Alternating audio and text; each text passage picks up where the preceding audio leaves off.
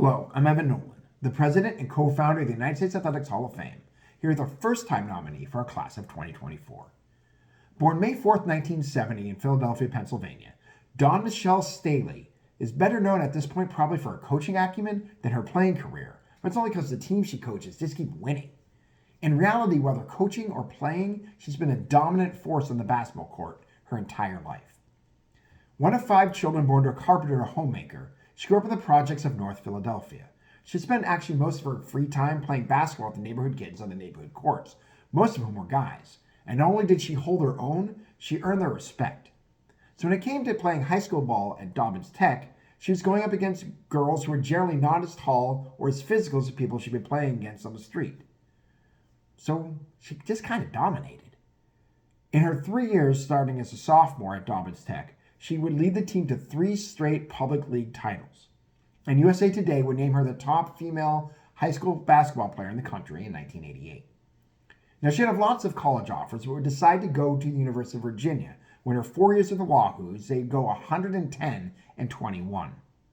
She helped lead them to 4 NCAA tournaments, including 3 Final Fours and 1 national championship game. And even though they didn't win that championship in 91, she was named the most outstanding player in the tournament. In 1989, she'd be the ACC Rookie of the Year, but back in 91 and 92, not only would she be the ACC Women's Player of the Year, she'd be the ACC Women's Athlete of the Year, and she'd be the NCAA Female National Player of the Year both seasons.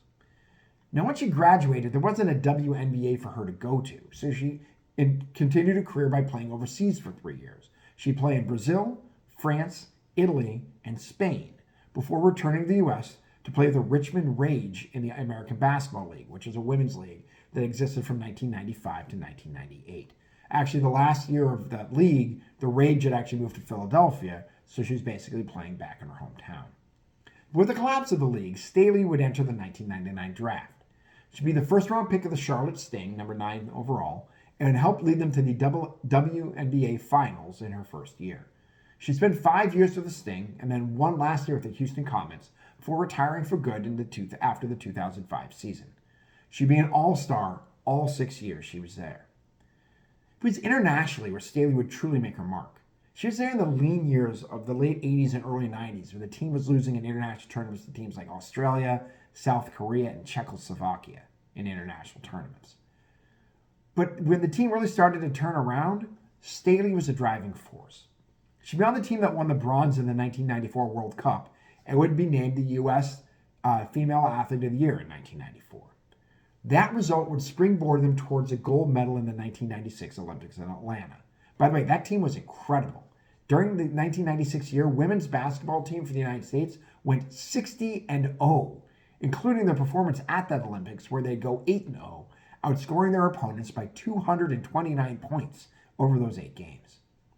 The U.S. would continue their dominance, just rolling straight through with her career with the team. They'd win the 1998 World Cup, 2000 Olympic gold in Sydney, the 2002 World Cup, and 2004 Olympic gold in Athens. On that 2014, by the way, Staley was a bit of a controversial inclusion as her professional career was winding down. She said she was there to teach young kids how to win gold, and they did.